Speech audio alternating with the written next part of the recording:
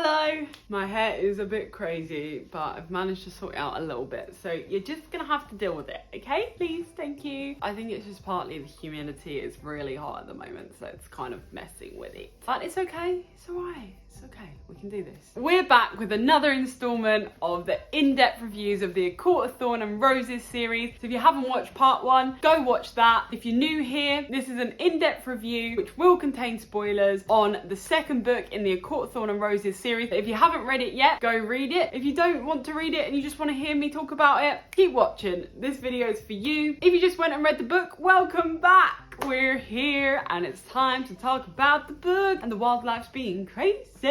So today we're talking about the second book, A Court of Mist and Fury. I gave this book a 4.5 stars. I might have given it 5 stars in the original video, correct me if I'm wrong. On reflection, it's a 9 out of 10. So obviously for me, 5 stars is going to be a 10 out of 10. 4.5, 9 stars. Golly gosh. Basically, it was a really good book, is what I'm trying to say. On the Spiceometer, I gave it a 3.5. It was probably a little bit above average with the bits of spice in there, but it wasn't super intense. So 3.5, I'd say, is a good rating. If asked, would I recommend this book? Yes, 1000% yes, but obviously make sure you read the first one so you have all the setup, because if you start reading just the second one, you might be like, who's who? Why is this happening? It would make a lot more sense.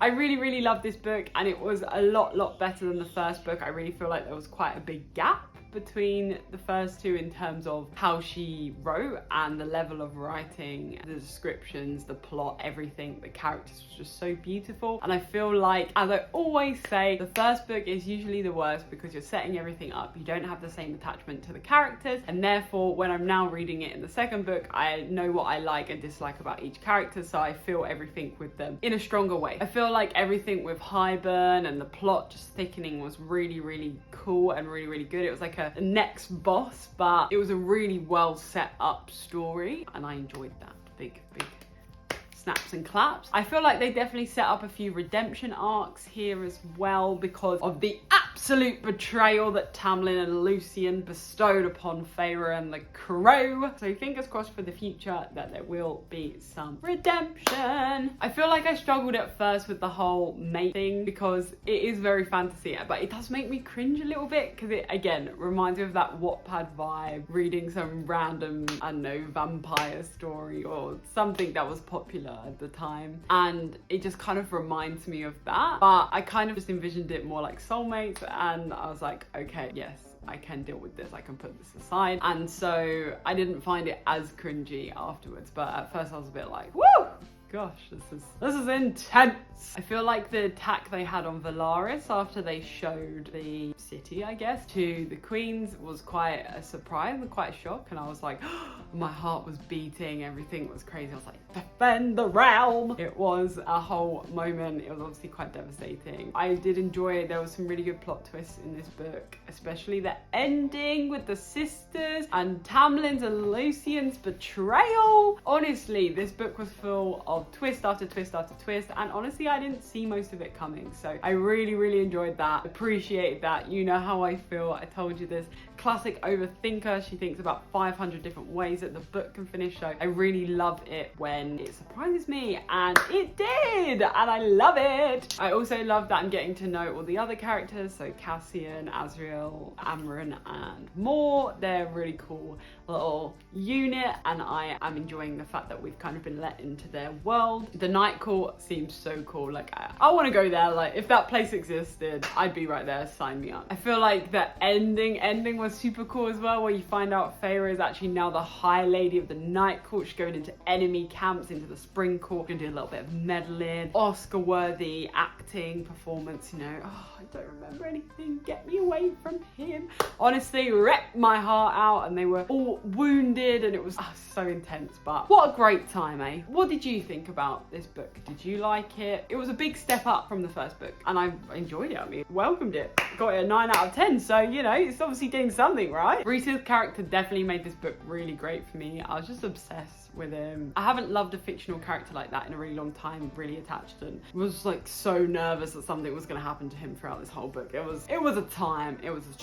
You also really get to see the complexity of his character. Like, he suffered quite a lot, but how he acts to protect everyone, and I don't don't know, I feel like it makes him a very likable character. I just love the whole powers thing, Feyre figuring out her powers. I love the descriptions, the different kingdoms, the different land, all of the courts. I love that when they went to the summer court. That was so cool. I just feel like SJM, Sarah Jane Maas, sorry. Oh, that's so funny. Does anyone remember Sarah Jane? I never watched them, I was too scared. I never watched like Doctor Who, Torchwood, Sarah Jane Adventures. I was just too scared as a little kid. What can I say? What can I say?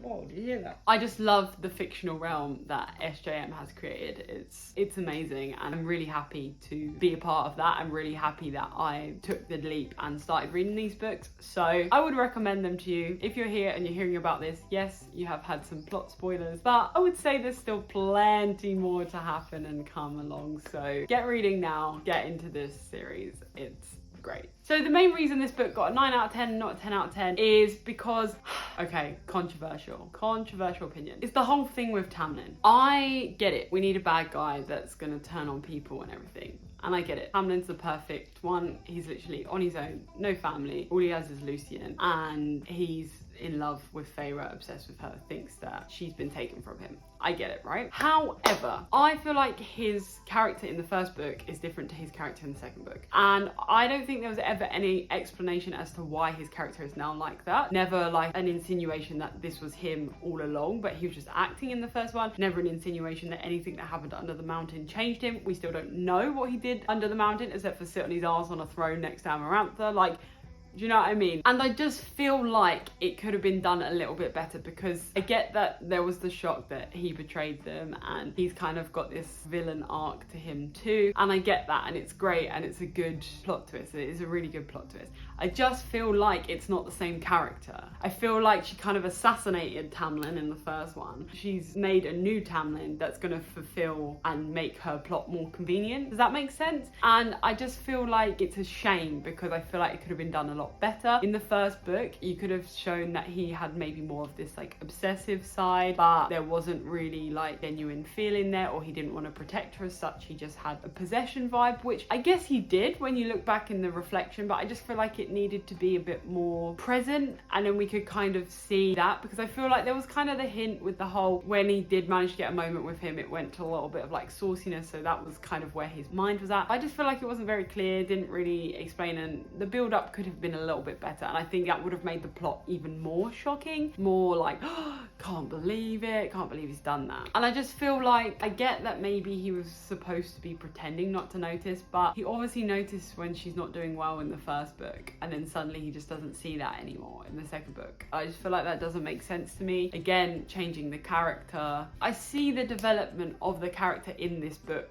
to being someone, like to being the character we want him to be in this story. I just think that the character he was in the first story was completely different, and it kind of undermines the plot a little bit, because the whole idea was that he needed to make her fall in love with him so that his court could be free, and then she went to fight for him. I get it, because then he is a dick afterwards, but then suddenly she has no feelings for him whatsoever, and it's a whole different thing, and I get that she's like traumatized and stuff. It's just a weird thing. I don't know. I just felt like she was trying to make space for Rhys and make you not hate Rhys and make you hate Tamlin. And I get that that's what that's supposed to be, but I feel like low-key we should have hated Rhys a bit at first, because he knew what he was doing, and he knew they were always going to end up together, probably because they were mates. So kind of a complex one, but at the end of the day it worked, because I love Rhys and I strongly dislike Tamlin, so there you go. Well, I think I've waffled and rattled on enough about this book today, so let me know your thoughts on this book, let me know your thoughts on my thoughts, and we'll be back again soon with another installment talking about A Court of Wings and Ruin. Thank you so much for watching. I hope you enjoyed this video. I'll be back again every day. You know we're consistent on this channel. Don't forget to give this video a big thumbs up, smash that like button, don't forget to subscribe. Are you subscribed? Have you done it? Go on. Do it, treat yourself, and until tomorrow, I'll see you in the next one. Bye!